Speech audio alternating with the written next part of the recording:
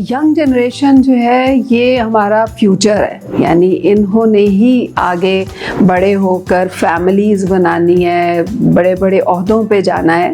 तो इन लोगों को अपनी मेंटल हेल्थ पे बिल्कुल कंप्रोमाइज़ नहीं करना। और इसके अलावा सबसे ज़्यादा ज़रूरी जो कि मेंटल हेल्थ के लिए है, एक तो रिलैक्सेशन मैंने पहले बता दिया, दूसरा होता है कि हम अपनी एक्सेसिव थिंकिंग को समझें, यानी इंट्रोस्पेक्शन होती है, यानी समझें कि हमारे अंदर एक्सेसिव थिंकिंग हो रही है या नेगेटिव थिंकिंग हो रही है तो वो क्या है।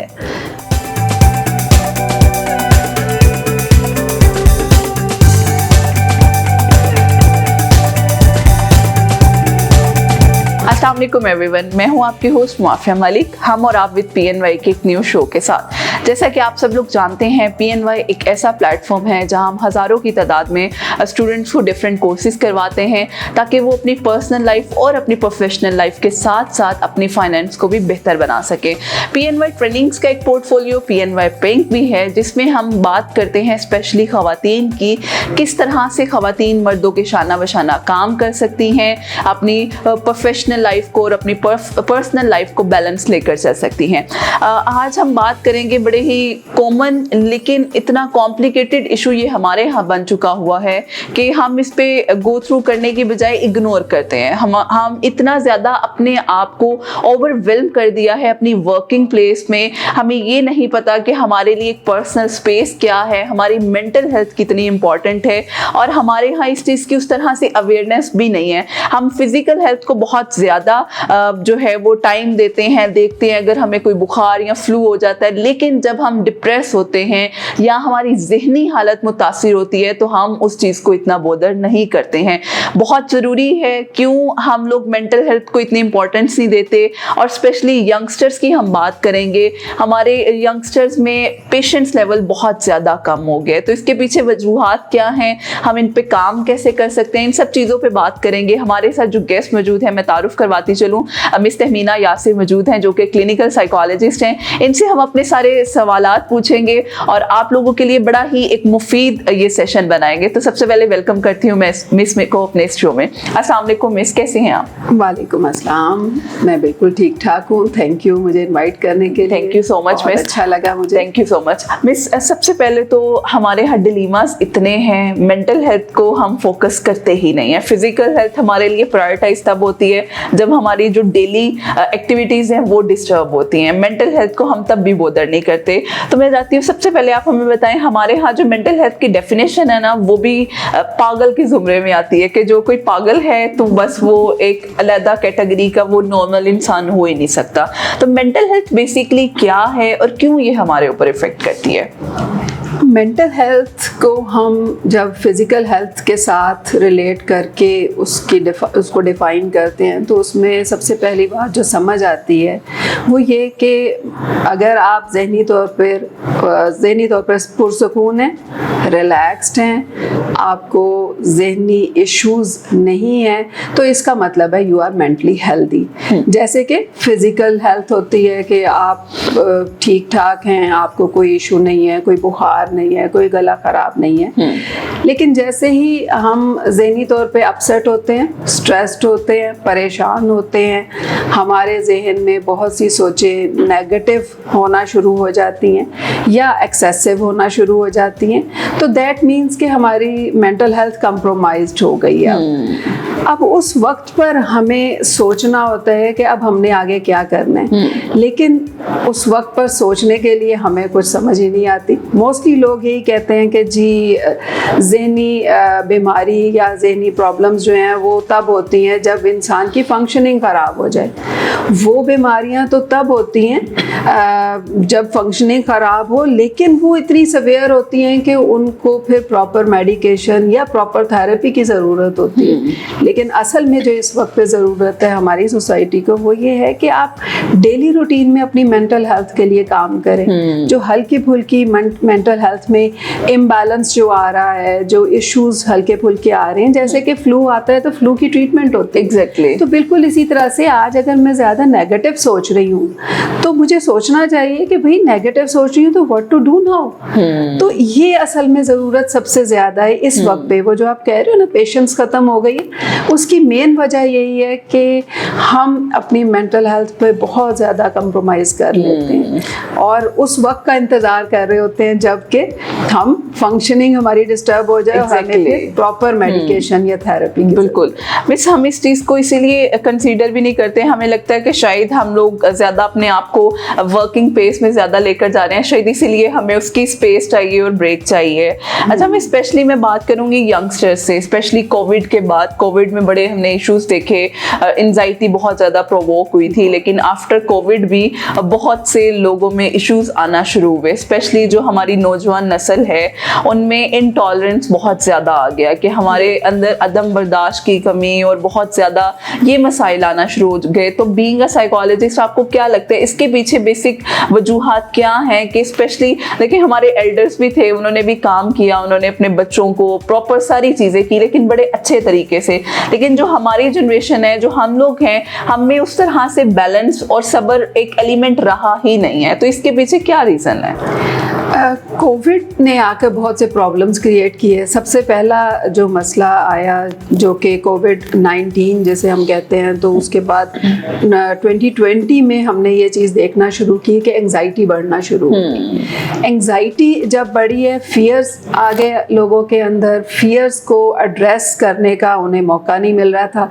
उस वक्त पे ऑनलाइन सेटअप्स भी इतने नहीं थे, लेकिन जो थे वो बहुत ज़्यादा काम कर रहे थे। एंग्जाइटी जब बढ़ी है तो उसको प्रॉपरली मैनेज नहीं किया गया। विद इन अ ईयर और 2 एंग्जाइटी के साथ डिप्रेसिव सिम्टम्स भी आना शुरू हो गए। अब इस वक्त पे हम देखें तो इस वक्त पे एंग्जाइटी और डिप्रेशन को मॉर्बिड नज़र आ रहा है कई लोगों में, मतलब मोस्टली लोगों में। जिनमें एंग्जाइटी ज़्यादा है वो भी स्ट्रेस्ड आउट हो चुके हैं, ठीक है, और जिनमें एंग्जाइटी के साथ को मॉर्बिड हो गया डिप्रेशन, वो भी स्ट्रेस्ड आउट हो गए।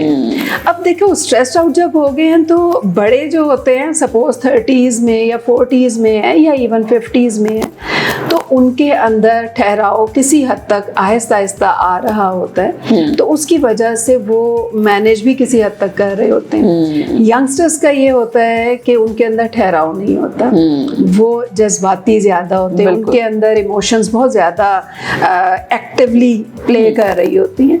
तो इस सूरत में जब वो स्ट्रेस्ड आउट हुए तो फिर उनके अंदर पेशेंस ख़त्म हो गई। अब वो रिएक्शनरी बिहेवियर्स शो करते हैं। लेकिन साथ ही साथ ये जो डिलेमा है हमारा कि जी मेंटल हेल्थ के ऊपर फोकस ही नहीं करना, इसको एक बहुत ज़्यादा कोई प्रॉब्लम वाली चीज़ समझनी है कि शायद कि आप पागल हो गए हैं अगर आप साइकोलॉजिस्ट के एग्जैक्टली। तो ये चीज़ जो है ये यंगस्टर्स को भी किसी हद तक रोक रही है कि वो अपनी मेंटल हेल्थ के लिए बाहर नहीं निकलते और उसके लिए गाइडेंस नहीं लेते। अच्छा मिस, डेली बेसिस पे आपको क्या लगता है ऐसी कुछ हमारी हैबिट्स ऐसी कौन सी होनी चाहिए? क्योंकि हम लोगों का जो लाइफस्टाइल है ना वो बड़ा ही आप कह लें डिफरेंट हो चुका हुआ है। हमारे अंदर वो हेल्थी एक्टिविटीज रही नहीं है जो डेली बेसिस पे हमारी मेंटल हेल्थ को एक पॉजिटिविटी की तरफ लेकर जाए। तो आपको क्या लगता है ऐसी कौन सी बेसिक स्ट्रेटजीज है अगर वो हम अपनी लाइफ का पार्ट बना लें, जिसे हम लाइफस्टाइल भी कह सकते हैं, तो हम अपनी मेंटल हेल्थ को भी बेहतर तरीके से लेकर चल सकते हैं? देखिए सबसे पहला काम तो रिलैक्सेशन का है, इसलिए कि इस वक्त पे सब स्ट्रेस्ड आउट हुए हैं। इस वक्त पे पूरी सोसाइटी का ही है, बल्कि सोसाइटी के पूरी दुनिया का यही मामला है। तो रिलैक्सेशन पर बहुत ज़्यादा फोकस करने की ज़रूरत है। रिलैक्सेशन हमारे बहुत से मसाइल का 20-30% मसला हल करने में बहुत फ़ायदा देती है, इवन फिज़िकल प्रॉब्लम्स के लिए भी।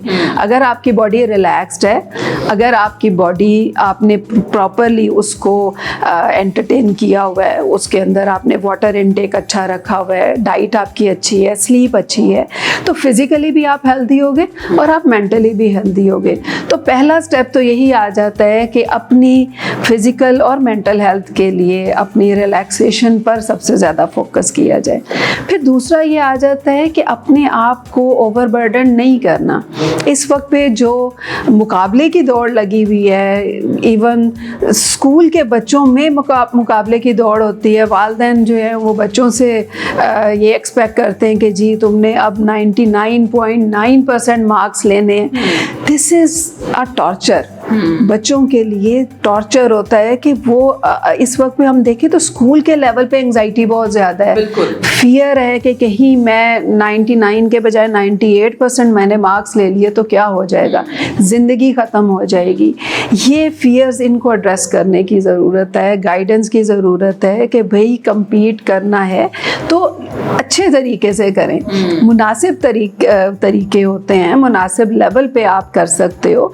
ये जो मार्क्स की दौड़, ये जो compete करने की दौड़, ये जो पैसा कमाने की दौड़ लगी हुई है, इसके ऊपर ब्रेक लगाने की ज़रूरत है ताकि हम अपने आप को बेहतर फील कराएं। इस वक्त पे तो लोगों का सुबह उठते हैं और उसके बाद उनको ये होता है कि बस अब क्या क्या कुछ करना है, ये करना है, वो करना है, ऐसे करना है, वैसे करना है, बस ये पूरा एक स्केड्यूल उन्होंने ही रखा होता है और उसमें अपनी हेल्थ उसके ऊपर फोकस ही नहीं होता। बिल्कुल, मतलब ये बड़ा ज़रूरी है। आपकी ज़िंदगी की दौड़ तो चल रही है, लेकिन उस दौड़ में भी अपनी मेंटल हेल्थ, जो अपनी ज़हनी हालत है, उस पर फोकस करना, उस पर काम करना बहुत ज़रूरी है। ना सिर्फ बच्चों के लिए बल्कि एडल्ट्स के लिए भी, हर किसी के लिए किसी भी एज में आपको ज़रूरत पड़ सकती है, क्योंकि ये एक अवेयरनेस सेशन है। तो मेरा ख्याल है सबके लिए बड़ा हेल्पफुल है कि जब आपको लग रहा है कि आपको ज़रूरत है किसी प्रोफेशनल हेल्प की, तो बहुत से साइकोलॉजिस्ट में मौजूद हैं, काउंसलर मौजूद हैं जो कि